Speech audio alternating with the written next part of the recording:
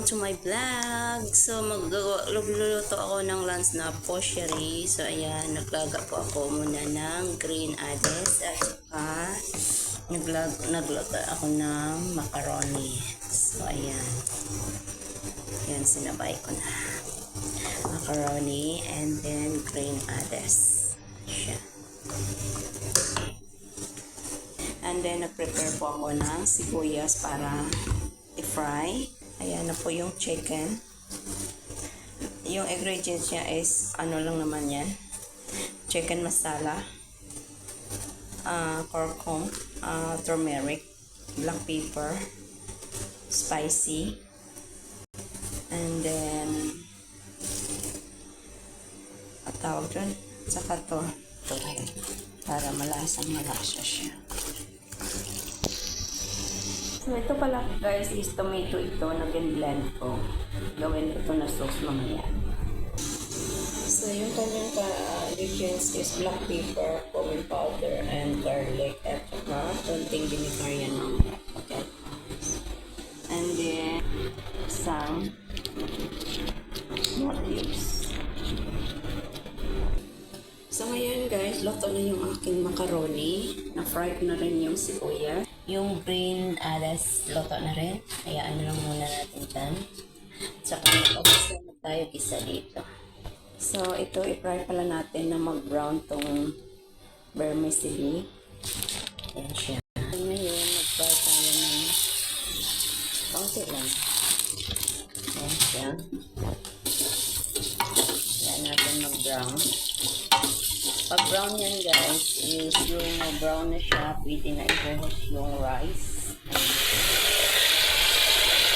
So ayan, mag-add ako dito ng onion. And then, ibuhos ito sa vermicelli. Sorry, I mean adas. Ganun. So ayan guys, buhos na pati yung tubig. So ngayon, mag-add ako ng salt. Nakadepende yan sa inyong test. Kayo na bahala. Ayan na siya guys. And then hayaan natin kumulo hanggang matuyo yung tubig niya. So ganyan na siya guys yung aking rice. Tuyo na siya. At hinaan na yung apoy niya hanggang maluto na yung kanin. At nagpito na rin ito.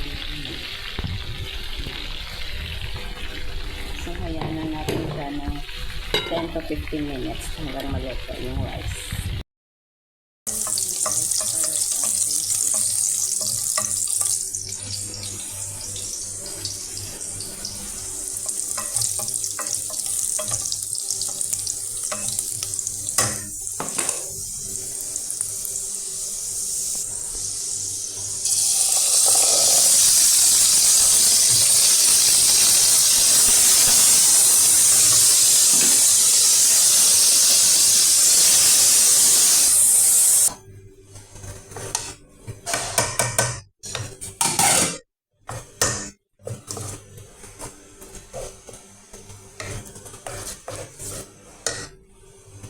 So, yan siya guys. Mag-add ako ng 1 tablespoon na vinegar.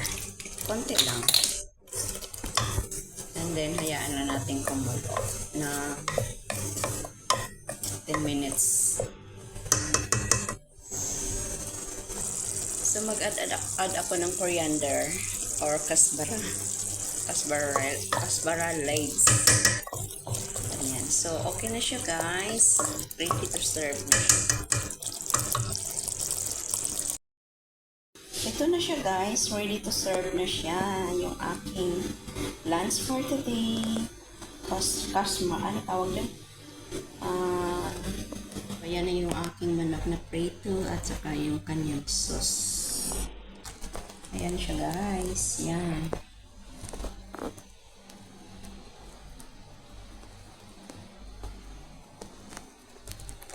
Thanks for watching. Bye-bye.